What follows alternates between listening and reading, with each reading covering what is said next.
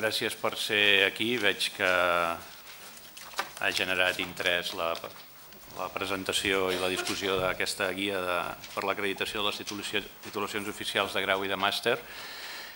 Abans que res, donar la benvinguda al director de l'ACU, que està aquí sota, el doctor Josep Anton Ferrer, en nom de la universitat i en particular en nom del rector, que m'ha demanat explícitament que el disculpés, que està de viatge avui precisament. Teníem unes dates que ens havia ofert l'ACU per celebrar aquestes jornades. La que ens anava més bé era aquesta, però amb el petit inconvenient que el rector era de viatge i no podia presidir, no pot presidir aquest acte avui, però en qualsevol cas això, m'ha demanat que et doni la benvinguda, Josep Anton, i agrair a tothom que està aquí l'interès per aquesta sessió.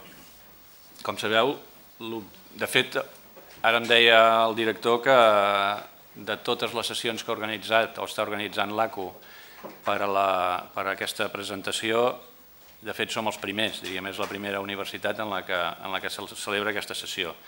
Llavors això té les seves avantatges i els seus inconvenients, perquè això és com quan fas una classe 3 o 4 vegades. El primer dia potser no t'acaba de sortir del tot bé i t'allargues més del compte o menys, però per altra banda també té l'avantatge de la frescor de la presentació. Bé, en qualsevol cas, sabeu que l'objectiu d'avui és això, presentar i debatre el contingut per la guia de l'acreditació de les titulacions oficials de grau i màster, que tots, em sembla que us la vam passar o en el link que us vam enviar hi era, però si no la podeu trobar en la web de l'ACU, on també em sembla que ja està obert, si no m'equivoco, un procés perquè tothom que vulgui opinar sobre el contingut de la guia o fer-hi precisions, comentaris, etc., pot contribuir a la millora de la guia i em sembla que està obert fins a mitjans de juny o finals de juny, ara no el tinc a mà. A veure, no li vull xafar la presentació al Josep Anton.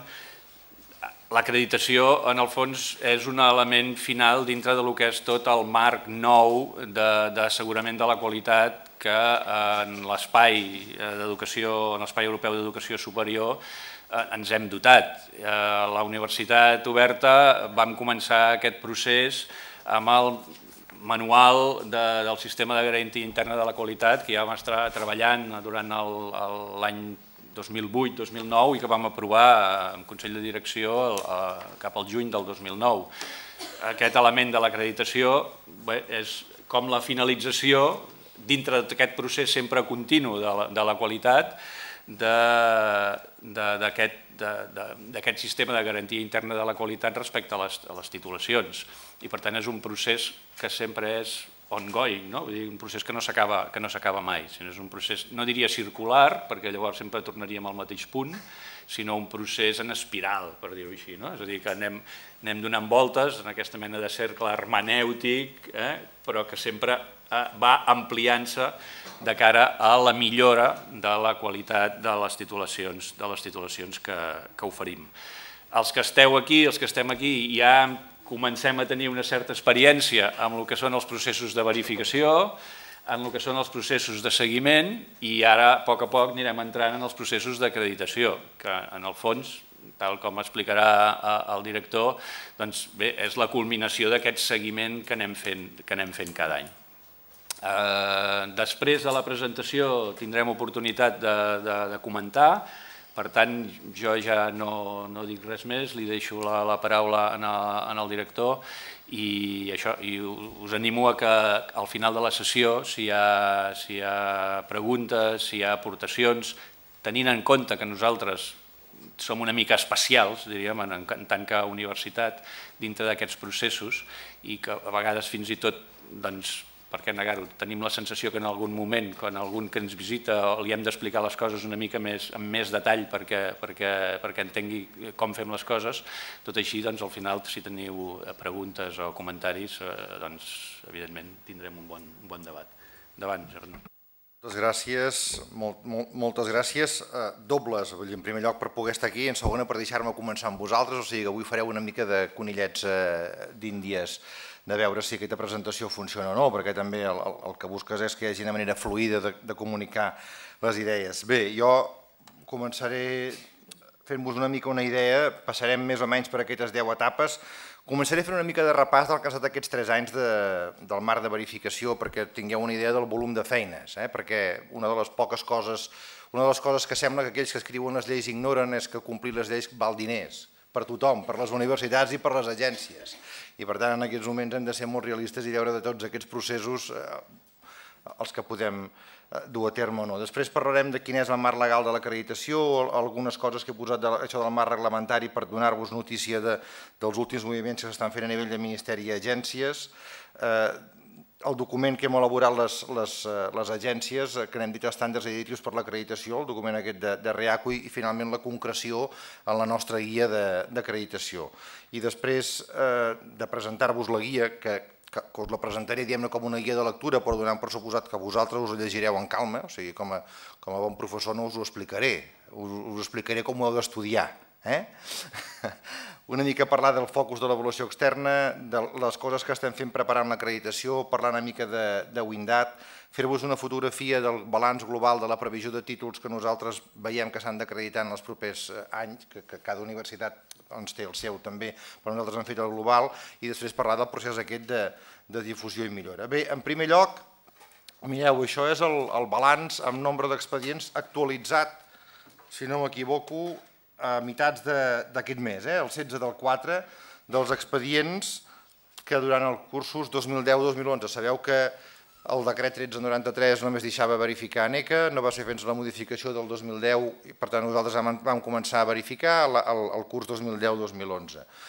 El 2010-2011 hi van haver 173 sol·licituds, 292 el 2011-2012 i l'últim recompte que havíem fet, en el que encara no hi ha tots els títols perquè encara en segueixen arribant algun, 338, ja veieu el munt que hi ha de verificació. Això, us ho tornaré a dir al final, ha representat que pràcticament quan vam començar aquest procés a Catalunya hi havia 450 màsters, ara n'hi segueixen havent més o menys els mateixos, la diferència és que 3/4 parts d'aquests els hem verificat nosaltres perquè en substitució han reemplaçat d'altres. Per nosaltres això ens ha representat enguany molta més feina de la que ens pensàvem que podríem fer o que havíem de fer, perquè enguany també el teníem pensat com l'any de preparar el manual d'acreditació i per tant els tècnics de l'agència, aquí ens acompanyava la Conxita, doncs hem hagut de treure un munt de recursos d'un munt de llocs, de gent que estava en altres llocs i que han hagut de passar en d'altres per fer-ho. El temps de resolució, fixeu-vos que el primer any va ser bastant positiu, el segon any va ser bastant més justet i en aquest any tenim un interrogant.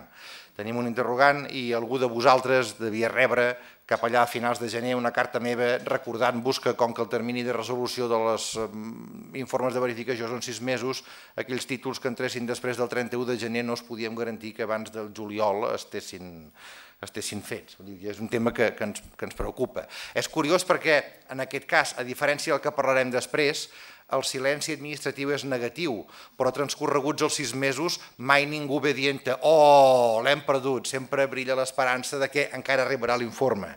En canvi, i això és rellevant, en el procés d'acreditació el silenci administratiu és positiu i aquí haurem de veure com manejar-ho, us ho dic perquè penso que és un aspecte positiu.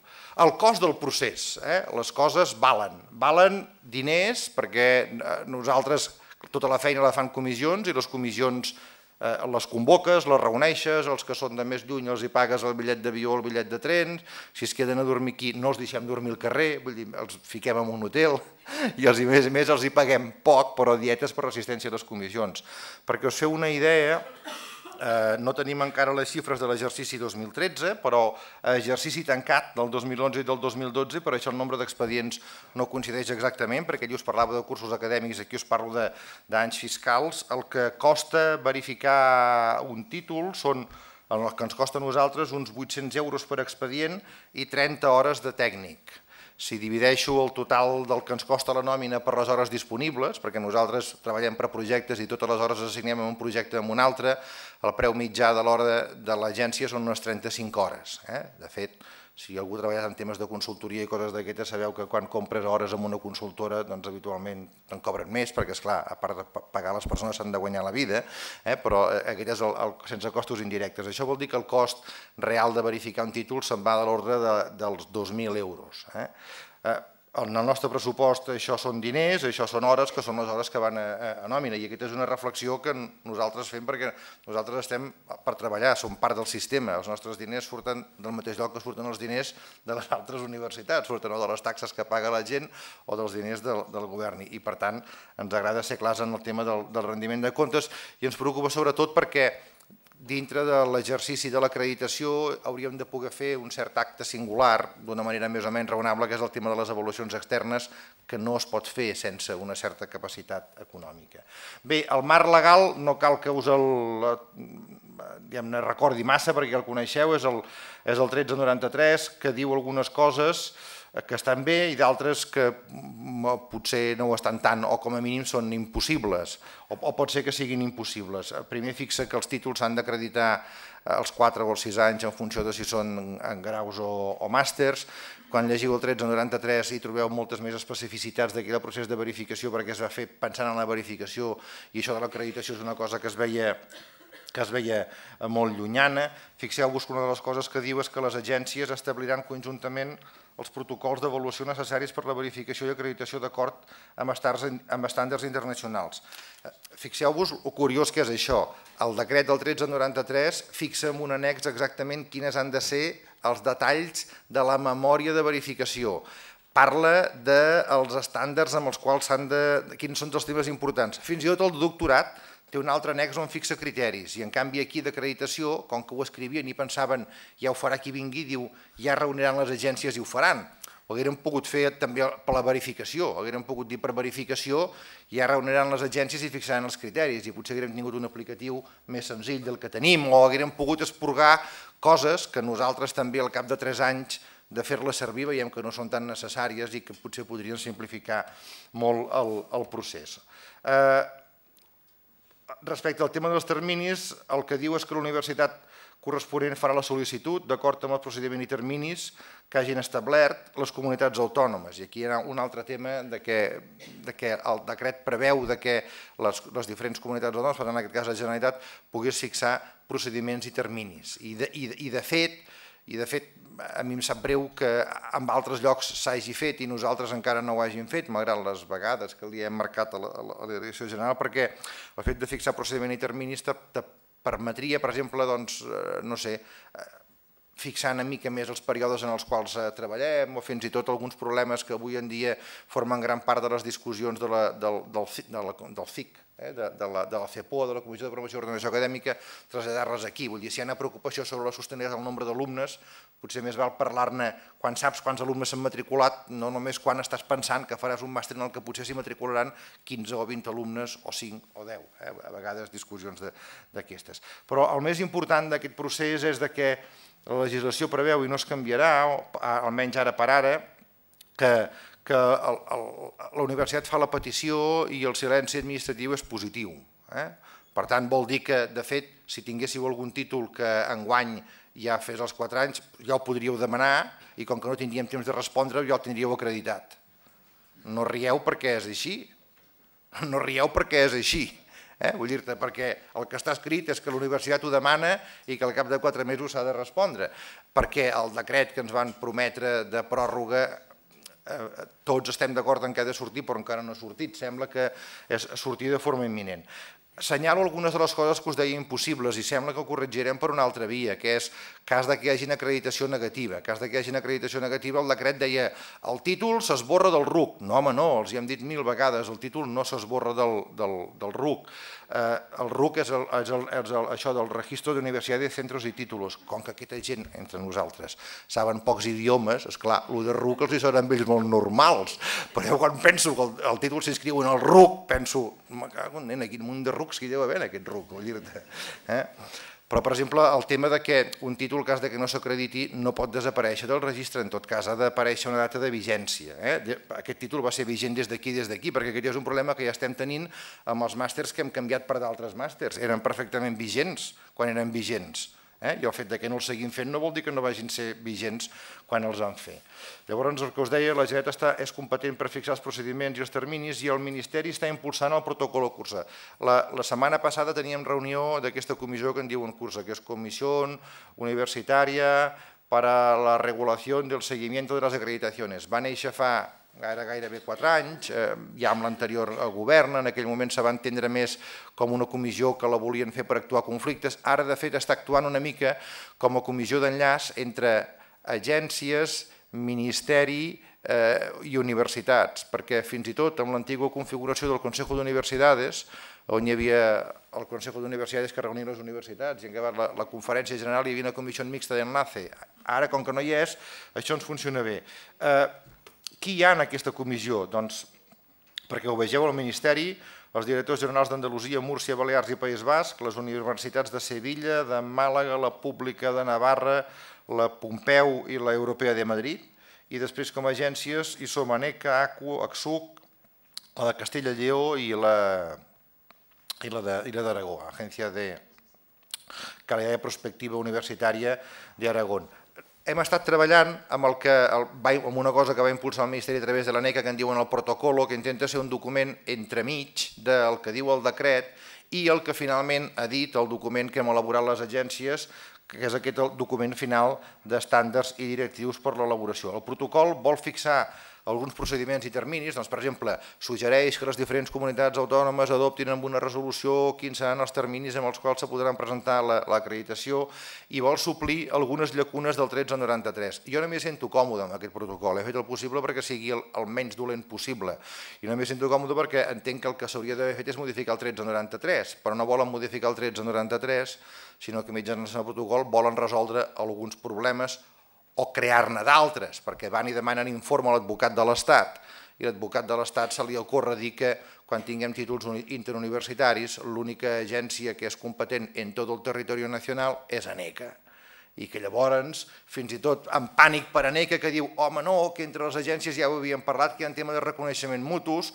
un títol conjunt entre no us ho dic jo, us ho dic en paraules de la directora de l'Agència de Castella i Lleó, diu un títol conjunt entre Valladolid i Santiago, diu ara no el podrem fer ni l'Agència de Castella i Lleó ni la de Galícia, que com nosaltres són membres de ple dret d'ENQUA, sinó que l'haurà de fer ANECA. Llavors això, aquest matí parlant amb el director general, sembla que anem pel camí, tot i que s'ha posat a la conferència general, de poder-ho arreglar perquè per nosaltres seria un gran entrebanc. Hi ha un altre problema que no ens afecta a nosaltres, ho dic per si parleu amb gent d'altres territoris, que afecta en aquells àmbits en els quals tenen agències que no estan a ENQUA. Per exemple, doncs, Múrcia. Múrcia no és l'exemple perquè no té agència. O sigui, Aragó té una agència, però no és una agència que estigui a ENQUA. Per tant, llegint estrictament el decret del 1393, no pot verificar, però en canvi podria acreditar. Clar, això crea un problema de traçabilitat respecte de cara a Europa i en aquests moments el protocol el que intenta dir és que això vostè només ho pot fer si té un conveni de col·laboració amb ANECA. Escolti'm, si ho ha de dir així no pot dir un protocol, ho hauria de dir el decret. Us ho dic perquè amb la interacció que tingueu amb companys, amb col·legues, a vegades en títols conjunts d'altres universitats, pot ser que surtin uns interrogants que per part nostra, afortunadament, no són tan grossos, però que també és bo que els conegueu en aquest procés. Bé, nosaltres com a REACU hem fet la feina, com a red d'agències de qualitat, i hem elaborat aquest document de criteris i directius per l'avaluació de la renovació de l'acreditació de títols oficials de grau i de màster, que jo us presentaré amb algunes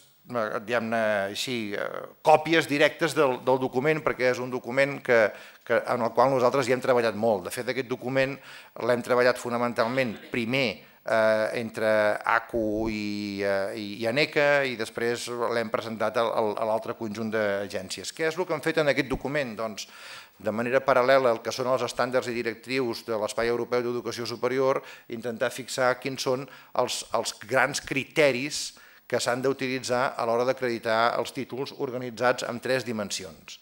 La primera dimensió és la dimensió que en diem de la gestió del títol, amb un primer criteri d'implantació i desenvolupament. Aquí només he posat el criteri més gros i fixeu-vos que diu que el programa formatiu està actualitzat i s'ha implantat d'acord amb les condicions establertes en la memòria verificada. Per tant, el primer que hem de comprovar és que el programa formatiu està actualitzat, o sigui que en el moment en què vas a acreditar tens una memòria actualitzada que te diu el que realment és el títol i que aquest títol és el que es va dir que es faria i no és un altre. Quan no és un altre, en tot el que diu el títol. Jo aquí us puc parlar de casuístiques que et diu la gent, no, és que van dir que tindrien un cert nombre d'alumnes d'entrades i ara resulta que tenen el doble i per recursos que hi ha potser no és l'adient o el que sigui. Per tant, és això. Després, un criteri sobre el tema d'informació i transferència, que és que la institució disposi de mecanismes per comunicar de manera adequada a tots els grups d'interès les característiques del programa i dels processos que garanteixen la qualitat, és el tema de la informació pública. Això ho hem vingut treballant molt en la fase de seguiment, però torna a ser un criteri que la informació pública que hi ha sobre aquesta titulació sigui veraç i sigui útil per les persones. I el tercer criteri, que és el sistema de garantia interna de qualitat, que la institució pugui demostrar-te que realment disposa d'un sistema de garantia interna de qualitat formalment establert, implementat i que està orientat al tema de la millora contínua.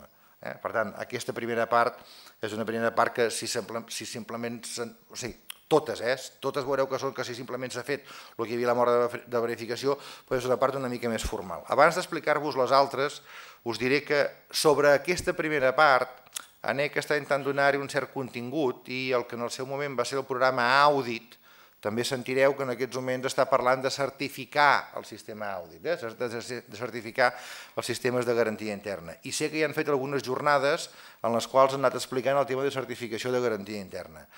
Nosaltres els hi hem dit, i en parlava jo la setmana passada encara amb el Rafael Van Grieken, amb el director d'ANEC, que no veiem aquest procés com un procés que pugui tenir una identitat molt per si sola, que ho veiem com una part integral del procés d'acreditació. I això, esclar, en alguns llocs seria un conflicte. Per exemple, algú em deia, diu, esclar, la Universitat de Valladolid em pregunta, Castella i Lleó, que si s'apunten a aquest programa d'ANEC i li certifiquen el sistema Audit, després quan jo, agència de Castella i Lleó, l'acrediti, si aquest certificat valdrà. Vull dir-te que en altres llocs. No descarto que depèn de la disponibilitat pressupostària i depèn del que puguem començar a fer l'any vinent. Si no podem fer tan aviat com voldríem el tema de les avaluacions externes, segmentem o puguem segmentar el procés d'acreditació fent primer aquest procés i potser demorant l'altre. Però en principi nosaltres no hi veiem una identitat sola, sinó que veiem que s'havia de veure el conjunt. En la segona dimensió és una dimensió de recursos i fixeu-vos que aquí apareixen alguns titulars, alguns criteris senyalats en vermell, perquè del conjunt de 7 criteris que van pactar les agències vam arribar a la conclusió que n'hi havia alguns que s'havien de superar individualment, o sigui, en termes acadèmics són preguntes que van a l'examen però que no compensen amb les altres, són problemes que s'han de provar individualment. Evidentment, els dos que apareixen aquí és el tema del personal acadèmic i dels recursos i suport als estudiants. Aquells compromisos que es van adquirir en el seu moment a l'hora de fer el títol, que tindries personal acadèmic suficient per impartir el títol i que tindries recursos suficients, doncs s'han complert i per tant que el personal acadèmic que imparteix docència és suficient i adequat d'acord amb les característiques del títol i el nombre d'estudiants, en el sentit que reuneix el nivell de qualificació acadèmica, és suficient i disposa de la dedicació adequada, s'actualitza de manera que pugui abordar el procés d'ensenyament-aprenentatge, per tant que participa en una formació contínua, s'avalua periòdicament, això connectaria, per exemple, amb el que la setmana passada parlàvem del tema de la reacreditació als manuals d'avaluació docent, o fins i tot, fixeu-vos l'últim, que té una redacció molt específica, si la universitat ha fet efectius els compromisos relatius a la contractació, perquè en el moment de verificació moltes vegades verifiquem títols que van associats no tant als recursos que hi ha, sinó al compromís que et diuen ja ho contractaria. Per tant, és un punt, diguem-ne, una mica de garantia que l'estudiant que s'atansa amb una titulació troba a la seva disposició els recursos humans que la universitat s'havia compromès a mobilitzar quan va fer la memòria de verificació. En el mateix concepte juga el criteri número 5, que és el tema de recursos de suport als estudiants. Quan diem que el personal de suport, els recursos materials i els serveis de suport són els adequats per a les característiques del títol i també que la universitat ha fet efectius els compromisos que va adquirir respecte al tema aquest. Fixeu-vos que aquest és un aspecte que nosaltres a vegades no tenim no donem gaire importància.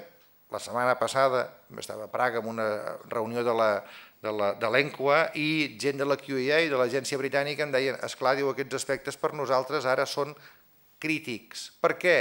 Perquè tal com s'ha posat el règim de finançament de les titulacions universitàries, on l'estudiant paga íntegrament quasi el cost de l'ensenyament, els estudiants esperen de nosaltres que amb els informes que fa l'agència tinguin prou clar si aquelles universitats a les que estan escollint trobaran els recursos que realment els estan prometent que tindran.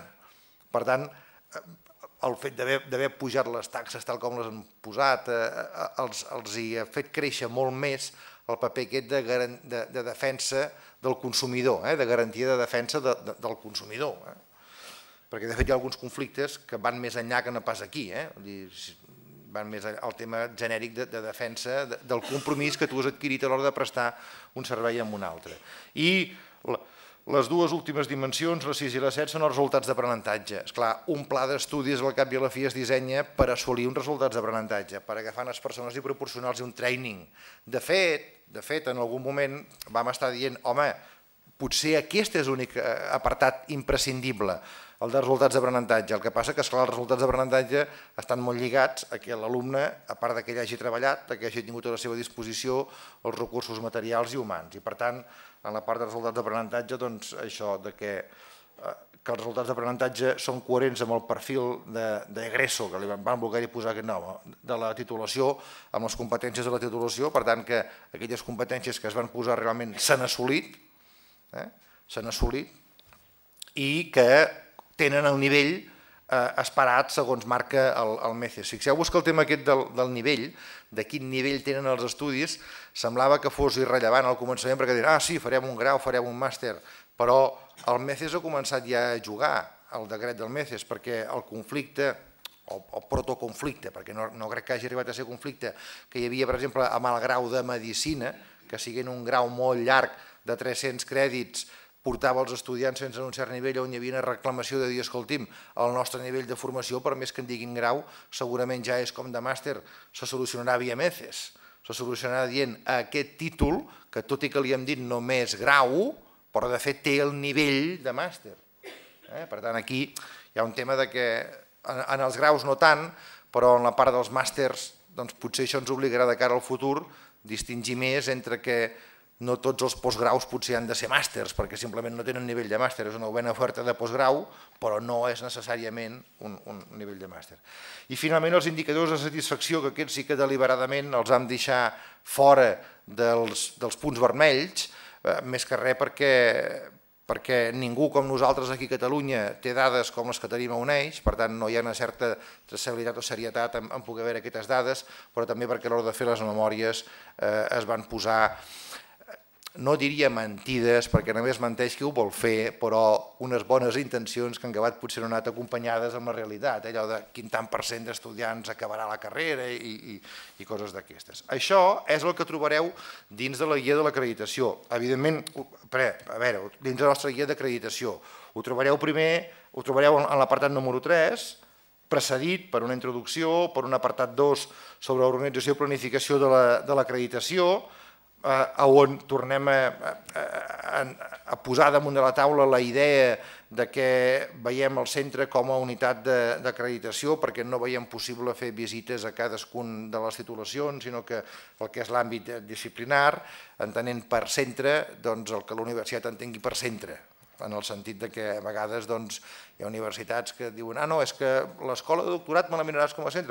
Si per tu ho és, doncs sí, vull dir-te en aquest aspecte. On tenim més dubtes és en el procés d'avaluació externa, en el sentit que aquí hem de poder muntar unes comissions d'avaluació externa que vinguin i que algú de fora vingui a fer una ullada a això, i dintre de la nostra guia l'únic que trobareu és que en lloc de 7 apartats, n'hi ha 6, perquè nosaltres en el 6è, en el de la qualitat dels resultats dels programes formatius, hi hem condensat en el que en el document de REACU està separat com a apartats 6 i 7. Simplement, però, que trobareu a la part aquesta dels estàndards i criteris d'avaluació, més una sèrie de dimensions optatives.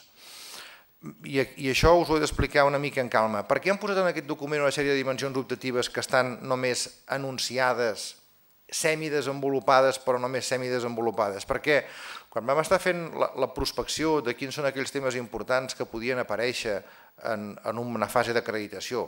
Quan vam estar parlant amb vosaltres i amb altres universitats d'aquí i d'allà, quan vam estar mirant el que es fa en els temes d'acreditació en altres països, vèiem que la llista anava més enllà dels aspectes coberts per aquests primers criteris que us hem mostrat, que de fet són una reelaboració dels que nosaltres havíem fixat originalment.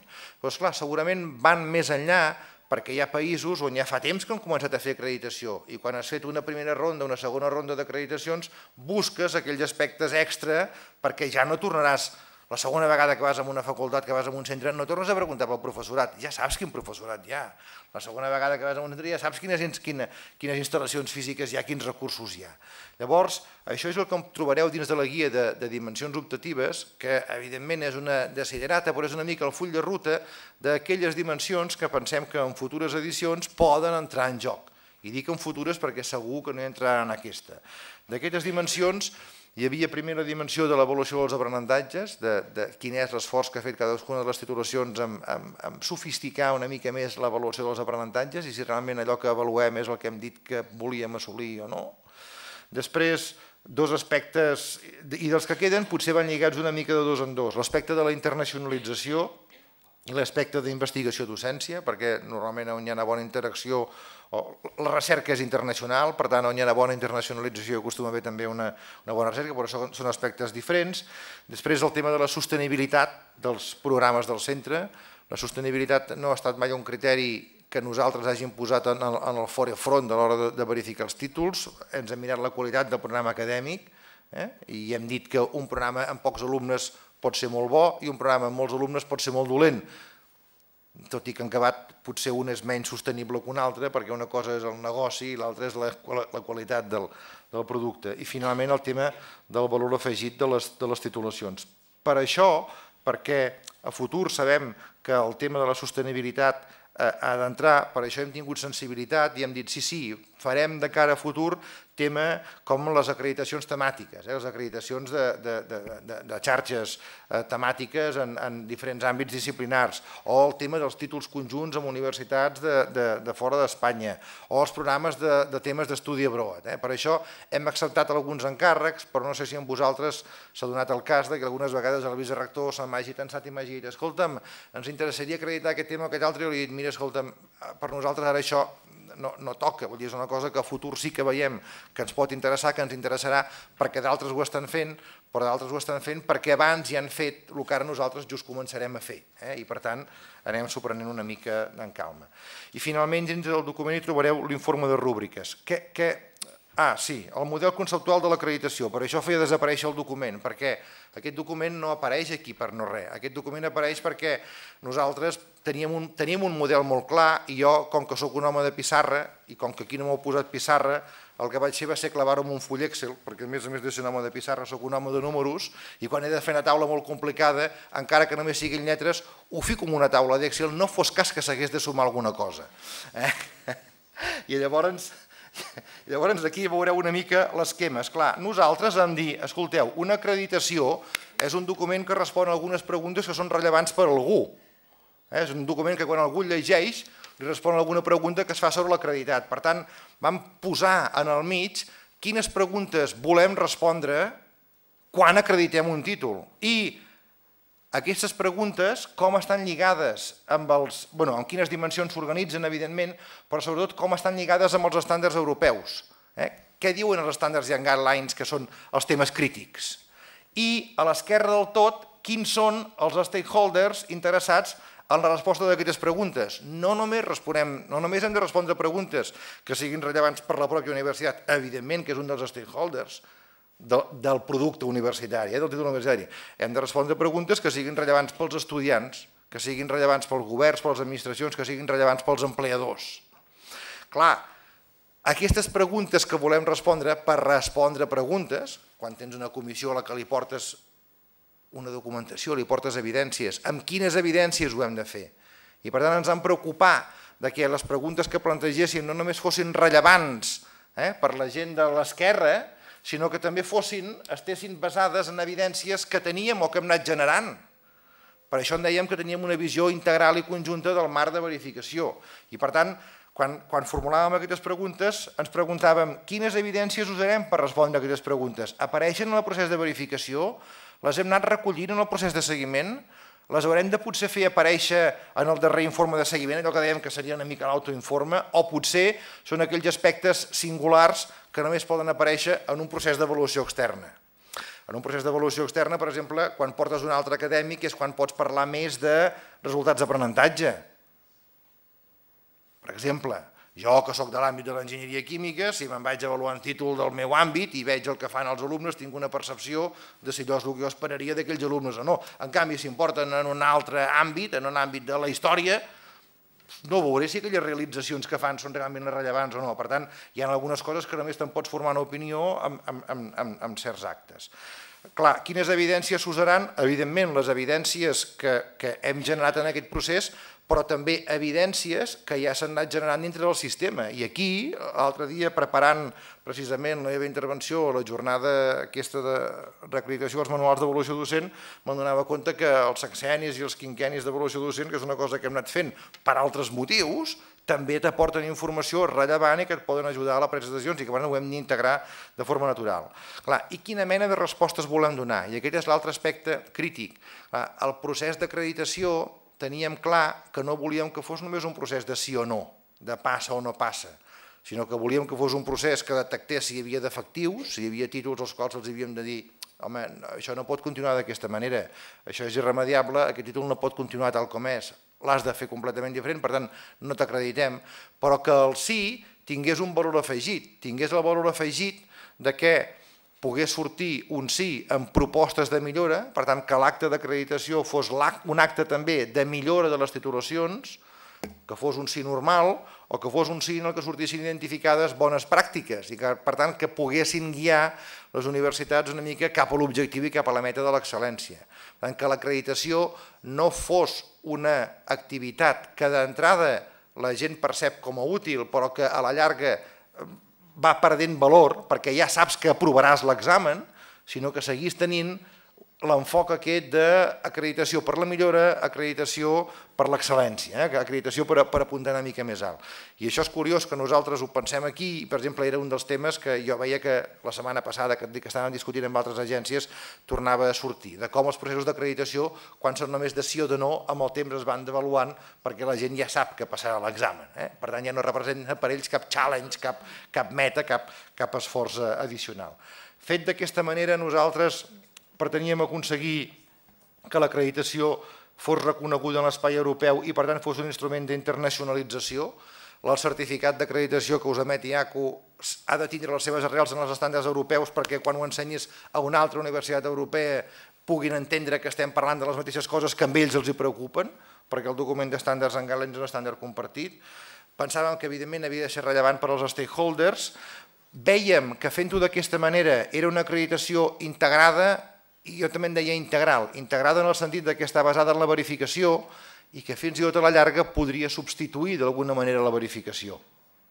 El podria substituir o com a mínim la podria despullar de moltes coses que no cal que es mirin al moment de verificació i que en canvi, com que saps que hi ha acreditació, ja les mirarem a l'acreditació, per tant ho podria simplificar molt més.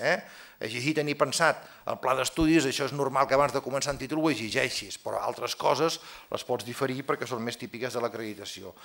Valora les activitats de seguiment, permet un autoinforme, inclou una avaluació externa i fins i tot ens permetria integrar aquestes avaluacions que hem anat fent de les activitats individuals del professorat de sexennis i quinquennis i per tant és una acreditació que és útil, dèiem, per la universitat perquè és un instrument de millora contínua, perquè aporta propostes de millora i perquè detecta bones pràctiques. Clar, a nosaltres ens agradaria que el segell acreditat per ACU fos un segell diferencial, que quan hi fos en algun títol servís per alguna cosa i servís primer per reconèixer la feina que fan les universitats amb alguns dels títols, o amb tots els que passin l'acreditació, amb tots els que tinguin el segell de l'acreditació.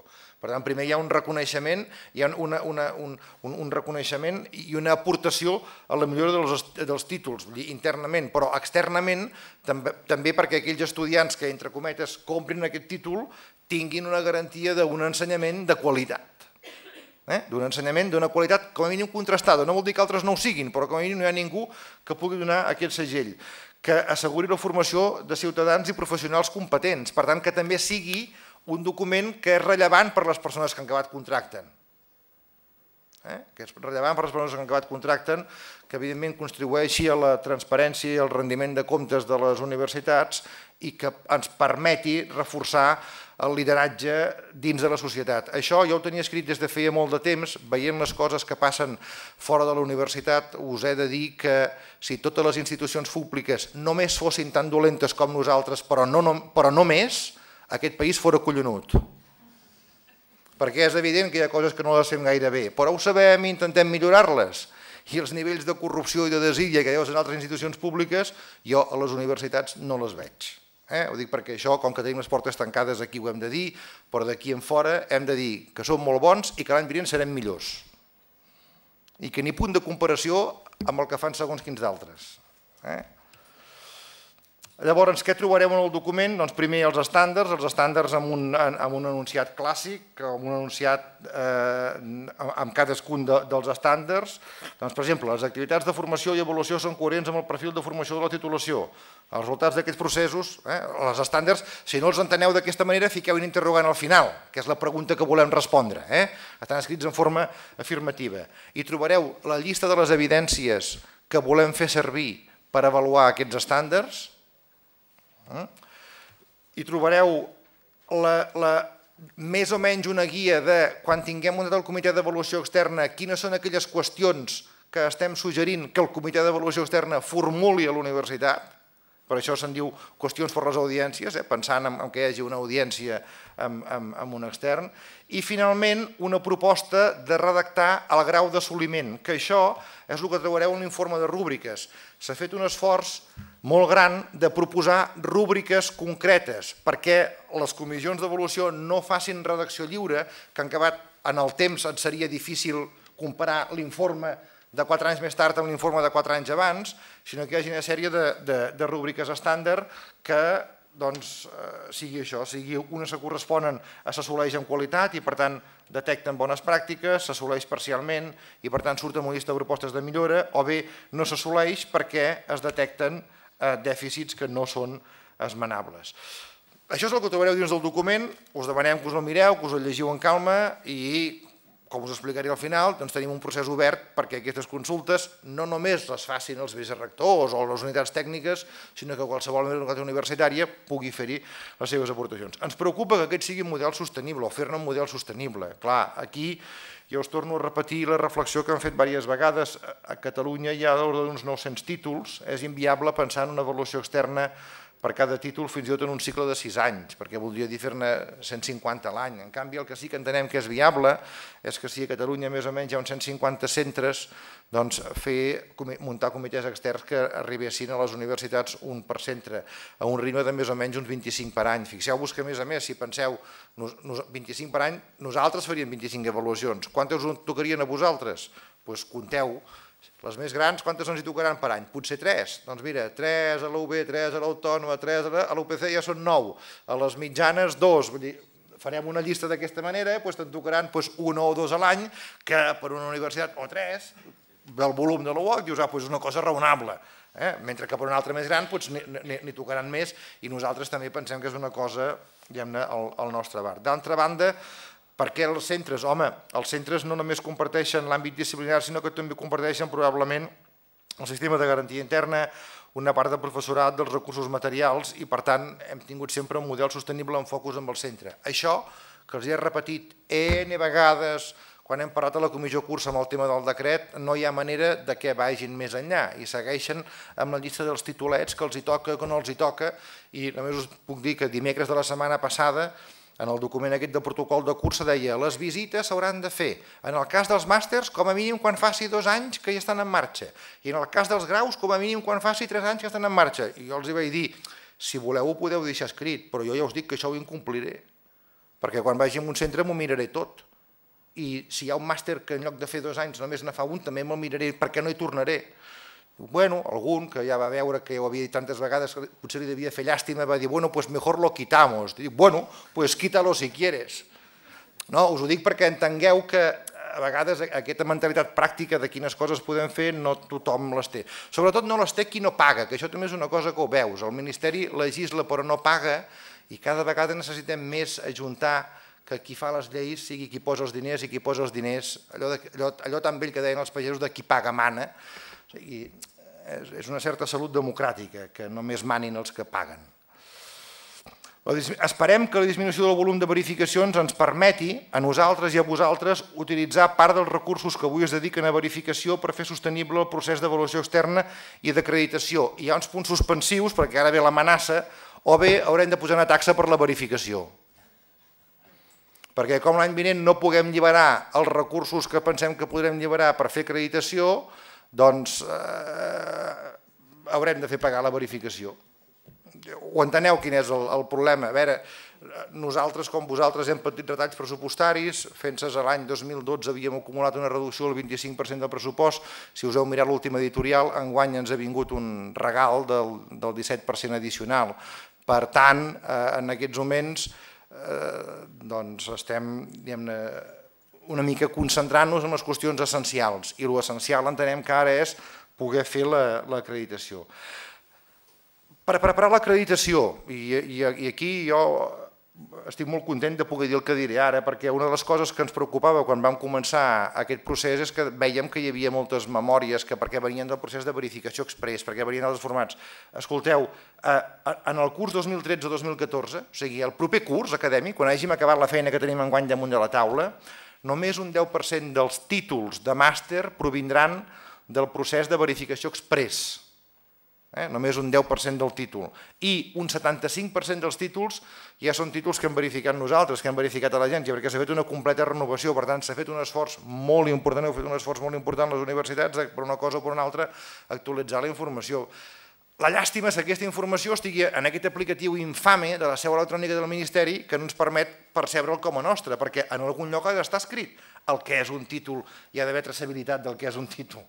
En algun lloc hi ha de ser, i ja en soc conscient que allò és una documentació que ni a nosaltres ens serveix massa, ni a vosaltres us serveix gaire, ni serveix per ensenyar-lo de cara en fora, però com a mínim aquesta és una informació que està actualitzada.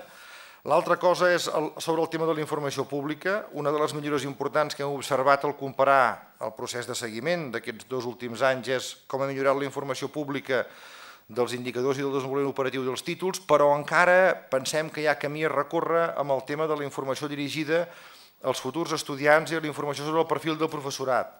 Per tant, nosaltres ens hem proposat millorar la presentació dels informes de verificació, millorar la web que tenim d'informes, publicar tots els informes de verificació de tots els títols que estiguin ofertant les universitats i incloure a Windat informació sobre el professorat i incorporar a través de Windat no només les dades de l'enquesta d'inserció laboral de la propera que fem, que mirarem de també visualitzar-la a través d'aquesta plataforma, sinó les dades de les avaluacions individuals del professorat de forma agregada, com ara ja estem fent en cadascun dels títols, però de sexennis de recerca i de quinquennis docents.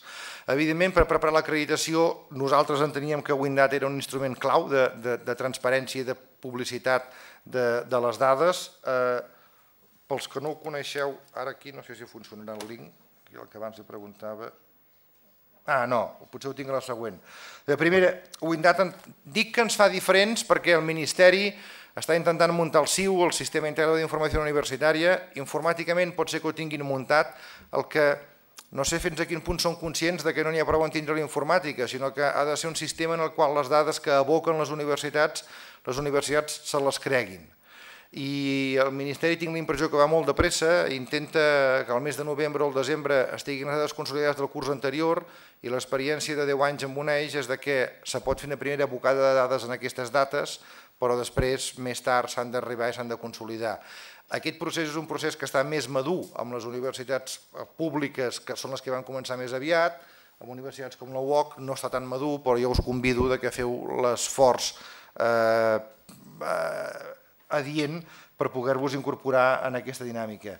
L'enquesta d'inserció laboral també és un altre element, un dels elements claus a l'hora d'opinar sobre els títols és inserció laboral dels titulats, nosaltres sabeu que n'hem vingut fent 4, ara farem la 5a al mes de gener del 2014, que per primera vegada inclourà els estudis de màster, i intentarem presentar els resultats dins de Windat, i em sorprèn com a nivell de la resta de comunitats autònomes que en diuen i de l'Estat encara no s'han posat d'acord amb quina enquesta s'ha de fer. Ho dic perquè a mi em fa una mica de pena de tenir un exemple per copiar, sembla que defugen, que en lloc de mirar-se'l miren cap a un altre cantó. Miren cap a un altre cantó perquè la riquesa de l'enquesta és que dona resultats rellevants per a cadascun dels títols. I donar resultats rellevants per a cadascun dels títols vol dir fer una enquesta bastant exhaustiva. No et pot servir una enquesta que faci l'INE. Algú em deia, no, l'INE farà una enquesta i en tot cas, si tu vols més detall, ja faràs una ampliació de mostra. Dic, sí, l'INE farà una enquesta, perdó, que a Catalunya encastarà 1.500 persones, i si jo em vull encastar 20.000, que és la que tenim previst a l'enquesta aquesta, hauré de fer una extensió de 8.500. I escolta'm, ja ho faig tot jo. Perquè una enquesta global que no et digui què passa amb un títol, amb un altre, no serveix de res. I finalment, també en aquests moments jo diria que crec que acabarem convergint en tenir una enquesta de satisfacció dels estudiants. I dic que acabarem convergint perquè aquí depèn molt de la voluntat de vosaltres, de les universitats, de que ens posem tots d'acord, us poseu d'acord en fer una mateixa enquesta en un mateix moment, en un mateix qüestionari, cosa que ja hem estat treballant, perquè molts de vosaltres ja teníeu enquestes que agafaven l'estudiant al final del procés, i el fet de compartir aquestes dades ens permetrà també tindre un panorama global del sistema català de l'enquesta de satisfacció. Fixeu-vos que fins i tot la reflexió que fèiem fa uns quants dies sobre els manuals d'avaluació docent, fins i tot en les enquestes de satisfacció de professor assignatura, si tinguéssim una part de l'enquesta compartida també podríem fer el mateix.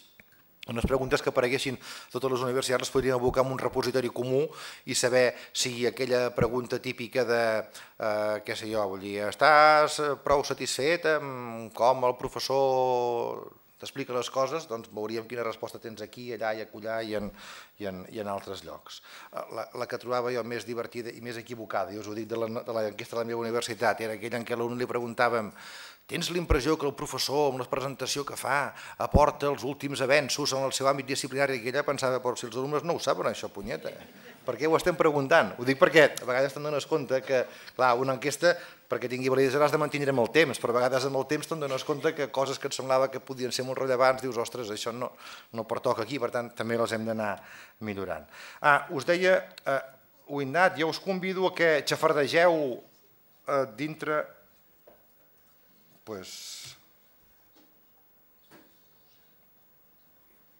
Hi ha un navegador per aquí, sí, l'Explorer.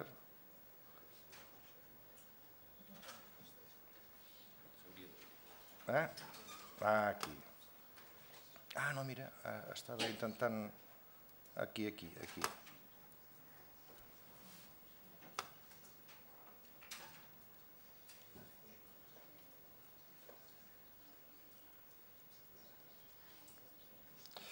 Bé, això.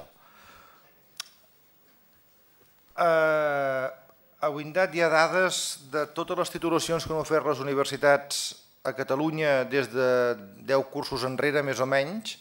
Per tant, hi ha dades d'alguns dels títols vells i d'alguns dels títols nous. N'hi ha més dels títols vells que dels títols nous perquè hi entren potser en un any i mig o dos a vegades de retard, cada vegada menys, perquè cada vegada estem perfeccionant més el sistema, i està pensat perquè, ara, com que no és el meu navegador, no tinc els preferits, perquè per cada estudi, per tant, cada responsable d'estudis pugui veure quines són les dades històriques i acumulades del seu estudi i pugui fàcilment, doncs, per exemple, què sé jo, si anem me'n vaig als estudis anteriors, als estudis anteriors de l'espai europeu, per exemple, doncs, si dius, imagineu-vos que vosaltres no feu biologia, que no, però deixa'm mirar, què sé, administració i direcció d'empreses, que segurament sí que en teniu alguna.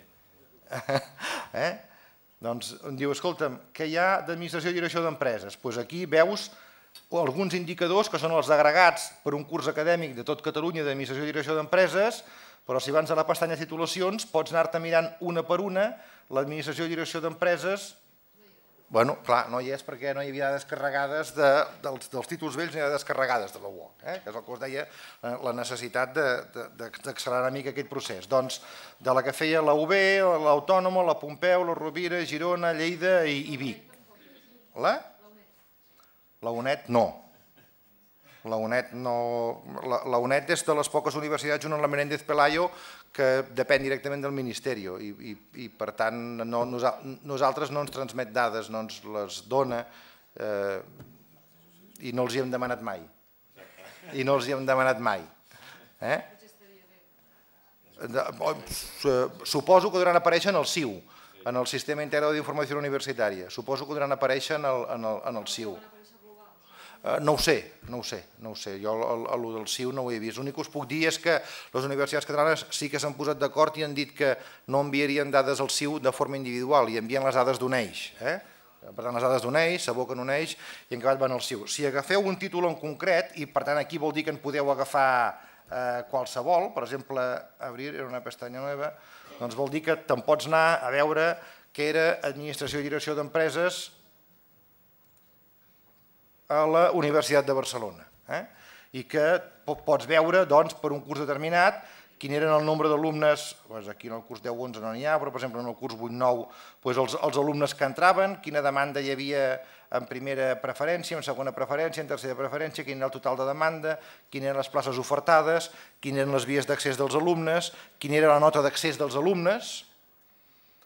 En l'apartat de docència es pot veure la distribució dels alumnes en funció del nombre de crèdits matriculats, quants alumnes hi havia que tenien matriculats més de 70 crèdits, entre 60 i 70, quin era el total d'assignatures ofertades en aquest títol, quin era el total de crèdits activats en aquesta titulació, quin era el total de professors que intervenien i quin era el total d'hores de classe que en el seu pla d'ordenació acadèmica, en aquest cas Universitat de Barcelona, tenia dedicades en aquesta titulació.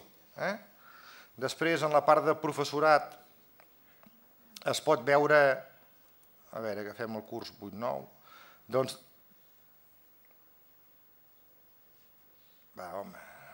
això, del professorat, això són les hores impartides de docència a l'aula, per tipologia de professor, d'aquell total d'hores que havien dit, d'aquelles 20.000 hores, doncs, quantes hores les imparteixen professorat permanent, que siguin doctors o que siguin no doctors, o professorat no permanent associat, que siguin doctors o doctors, o altres figures contractuals. El trossejat d'aquestes hores de classe, quants d'aquests professors que intervenen aquí donen menys de 30 hores de classe o entre 30 i 60, entre 60 o 90, és veure una mica la fragmentació. Quan tenim un gràfic d'aquests que està molt desplaçat cap a l'esquerra, diem que és un ensenyament tipus passe de modelos, els alumnes deuen passar molts professors però no tenen mai cap professor que els hi faci masses hores. Per tant, també per tenir una idea de la fragmentació. I finalment, quina és la dedicació total? El professorat que intervé en aquestes titulacions, quin és el nombre total d'hora de classes que dona en aquesta o en altres titulacions, com un instrument per ajudar a veure si la pregunta aquella típica de què hauríem de fer en desdoblament més, si per fer en desdoblament més hem d'anar contractant altra persona o hem de simplement amb una persona que ja tenim dir-li que faci alguna hora més. Això d'aquí és una malícia d'un exvicerrector de professorat esdevingut director de l'agència i que pensa que és un magnífic instrument per ajudar a gestionar-los els vicerrectors amb què ens gastem els calés, que has de decidir si contractes més professors o compres un equip nou o muntes una altra cosa. I aquí, i finalment, la part de resultats acadèmics. La part de resultats acadèmics, aquí hem triat, per exemple, doncs, a veure, vam triar aquesta presentació, que és una presentació per cohorts, perquè és molt visual, això és agafar els estudiants que van entrar en el curs acadèmic 2001-2002 o on són al cap de 8 cursos acadèmics. Fixeu-vos que al cap de 8 cursos, al cap de 1, 2, 3 cursos acadèmics, al cap de 4 cursos acadèmics, només un 11% havien acabat el títol. Aquest era un títol que nominalment era un títol de 3 anys. No els hi passa només aquí. Tots els títols de 3 anys que tenien les universitats, ningú acabava pràcticament en 3 anys, acabava només en 4. Quan s'ha de prendre la decisió que els graus havien de ser de 4 anys i no de 3, vam intentar explicar-li al Ministeri en aquell moment el que això representava i que això no era realista, no ho van voler escoltar perquè no es van voler mirar mai dades com aquestes, però que crec que és una fotografia molt clara, doncs, en aquest cas, els alumnes que van entrar al curs 2001-2002, un 38% havien acabat al cap de 8 anys, la diferència entre 38 i 51, això deu ser un 10, un 15%, encara continuaven estudiant i hi havia un abandonament clar. Això és el mateix, però separat per notes de l'últim curs, i aquí baix la taxa de graduació, o sigui, quants alumnes havien acabat la carrera al cap de N més 1 anys en funció de la nota de tall. Per tant, dona una fotografia molt clara i et permet veure si allò que passa en el teu títol passa en els altres, perquè, esclar, la referència la fas podent comparar en els altres. També hi ha aquí, al final, alguna informació sobre l'inserció laboral, tot i que és molt mínima. Us deia que aquesta és la que ara volem posar-la molt més exhaustiva, amb tota la riquesa de l'enquesta d'inserció laboral. A part de navegar-hi una mica, perquè ho vegeu, aquí m'he permès presentar-vos un exemple tret de Windat, un exemple on he agafat dades que apareixen a la web i he afegit 2 o 3 operacions. 2 o 3 operacions en el sentit que totes les coses possibles que es poden fer no són presentades com a gràfics. Per exemple, em vaig dedicar a agafar una titulació d'enginyeria en el curs 2009-2010, que l'estaven oferint 4 universitats, de fet 5. Aquí hi ha una altra universitat que sí que està en l'enquesta d'inserció laboral però que no estava amb dades, mirant quina demanda en primera opció tenia, quina demanda total, quina oferta, quin era el nombre d'alumnes matriculats i quines eren les hores totals de classe i, per tant, quines eren les hores totals per alumne amb les que estaven funcionant cadascuna d'aquestes titulacions. I com veieu, 18, 18, 21, 28.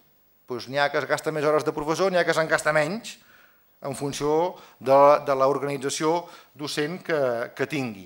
Clar que les hores totals poden ser totals o poden ser només les de la part més dura, de permanents més lectors, descartant la part dels associats. Després hi vaig afegir la cohort que havia entrat en un any, en el curs 2001-2002, quants havien acabat al cap de 8 anys, i doncs els que han acabat, aquí no hi havia dades disponibles, però poden anar del 48% al 75%.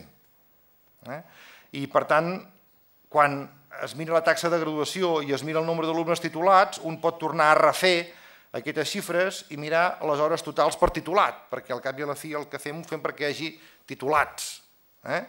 I per tant un pot tindre una idea de si un tipus d'organització docent o un altre és millor o és pitjor, o un pot tindre una idea de si és raonable que en certes titulacions, per més que siguin d'enginyeria, sembla que ningú dels que han entrat entre 5 i 6 i 6 i 7 i 7 i 8 tenen gaires probabilitats de subsistir. És una cosa típica de les titulacions d'enginyeria. Recordeu que hem estat fent aquí a Catalunya un programa que es deia EnginCat, que era intentant despertar vocacions per les enginyeries. I per això vaig agafar un exemple d'enginyeria. Si en lloc de despertar vocacions per les enginyeries haguéssim intentat augmentar la taxa de supervivència dels estudiants de les enginyeries a les enginyeries, haguérem tingut molts més enginyers i molta més gent feliç. I molta més gent feliç. Ho dic perquè primer s'han de mirar els números i hem acabat prendre decisions. Potser les coses ens anirien més bé de cara a futur, més que no pas prendre decisions i hem acabat mirar els números a veure si ens convenen o no. Això d'aquí és una titulació de l'àmbit de socials, veureu que els números són diferents. Per què? Perquè s'organitzen diferent, perquè tenen coses diferents. Són tan diferents que les enginyeries a l'enquesta d'inserció laboral són les que tenen un índex d'inserció laboral més alt, una retribució més alta i un índex de ganes de repetir la mateixa carrera més baixa de totes les titulacions. Us ho dic perquè si aneu a l'enquesta d'inserció laboral, que els fem al final aquesta pregunta de tornaries a repetir carrera, tornaries a repetir títol. Ho dic perquè l'àmbit de socials té unes certes desavantatges i unes certes avantatges. I això són dades de l'enquesta d'inserció laboral. Són dades de l'enquesta d'inserció laboral de l'última, de la feta l'any 2011, no feta l'any 2014. I el primer que us vull assenyalar és que tant en l'àmbit de les enginyeries com en l'àmbit de les socials, i això que són una carrera concreta, l'índex d'ocupació és alt, és altíssim. És de l'ordre del 90%. Res a veure amb les xifres aquestes que matxaconament surten a la premsa que hi ha un 50% d'atur juvenil. Els que diuen això o són molt tontos o són molt malintencionats. Jo us demano, si us plau, que entreu a l'EPA, a les dades de l'enquesta de la població activa, i us mireu com se calculen les taxes d'atur. Les taxes d'atur se calculen d'aquella gent que busca feina i que no en troba, però descartant tota la gent que ja no busca feina perquè en aquesta franja d'edat està estudiant. I en aquesta franja d'edat hi ha, de cada 100 joves, n'hi ha 50 que estan estudiant, que no busquen feina, que apareixen com inactius, i dels altres 50, els que han decidit que poden treballar sense tindre segurament cap títol universitari o ni cap cicle formatiu de grau superior, doncs només la meitat troben feina.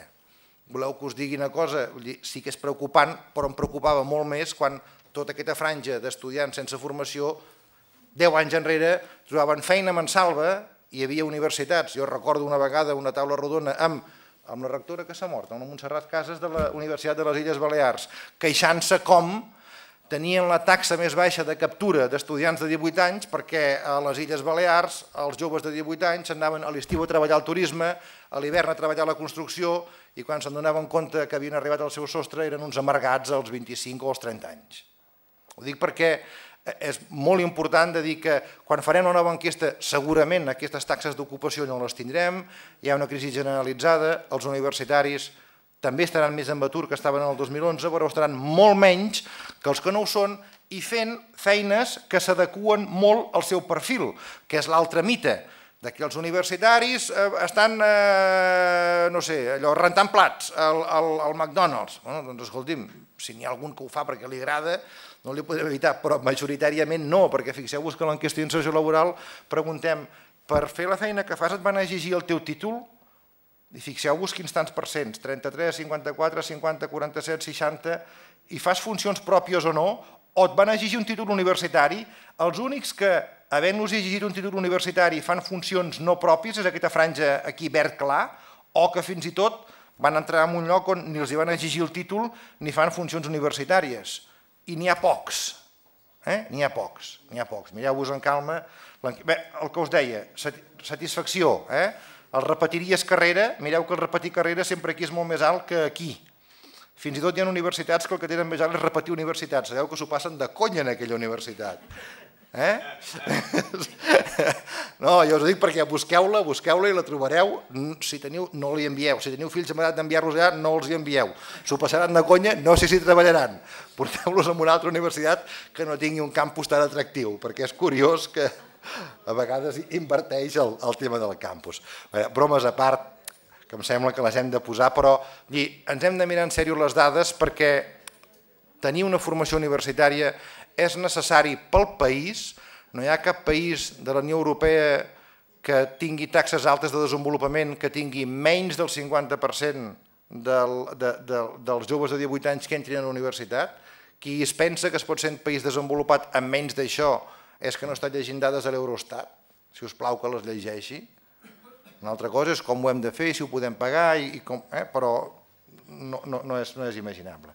Molt bé, i ja per acabar, la part aquesta de quina és la fotografia dels títols. Mireu, aquí el que vaig demanar és que em fessin un recompte dels títols que en aquests moments s'estan ofertant, els títols de màster vigents en el curs 2012-2013, en quin moment van ser verificats i, per tant, quan els hi tocaria ser acreditats. Doncs bé, dels títols que estan vigents en aquest curs acadèmic, 186 van ser verificats el curs 2008-2009, 51 el curs 2009-2010, 51 el curs 10-11, 123 el curs 11-12.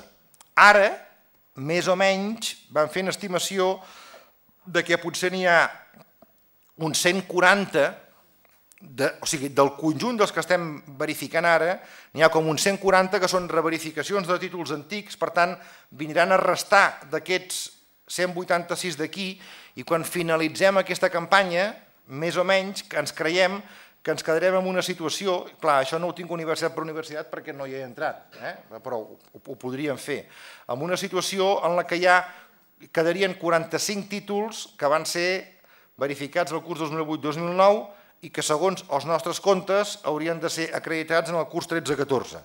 Dic segons els nostres perquè nosaltres ho havíem comptat de la forma més generosa possible, entenent que quan deia que els màsters s'havien d'acreditar cada 4 anys era deix que el màster faci 1, 2, 3, 4 anys i després vens d'acreditar-lo. La interpretació del Ministeri és que no s'han d'acreditar durant el quart any. Quan jo aquesta taula l'enviava la setmana passada el Rafael Van Grieken de ANECA i em deia, oye Josep, no entiendo la tabla lo que has puesto. Dic, és que és una tabla optimista, Rafael, és una tabla optimista. Dic, no pessimista, en el sentit que per això ha de sortir la pròrroga, perquè de fet, estrictament, podria ser que hi ha alguns títols enguany haguessin d'exhibir la renovació. Aquesta és la mateixa fotografia per als títols de grau. Els títols de grau, evidentment, van més desplaçats, però com veiem, nosaltres tenim una gran feina d'acreditació i vosaltres tindreu la part proporcional, la que us toqui pels títols de grau. I ja per acabar, amb aquest panorama només dir-vos que la guia no és un document acabat, és un document que per això l'estem presentant, perquè el conegueu, per poder fer les aportacions, la trobareu a la web de l'agència, junt amb una enquesta que us demanem que respongueu. Per això estem fent un conjunt de sessions informatives en les que ho aprofitem per presentar també la base de dades o aquesta visualització d'un eix que és Windat, i aquest procés durarà fins al juny del 2013, quan tenim la pretensió de portar una versió definitiva de la guia perquè l'aprovi la CAC, la Comissió d'Acreditació de Qualitat, de manera que en acabat a partir del setembre de l'any vinent, o si no és del setembre, de l'octubre, del novembre o de quan toqui per donar el curs vinent, puguem començar el procés d'acreditació.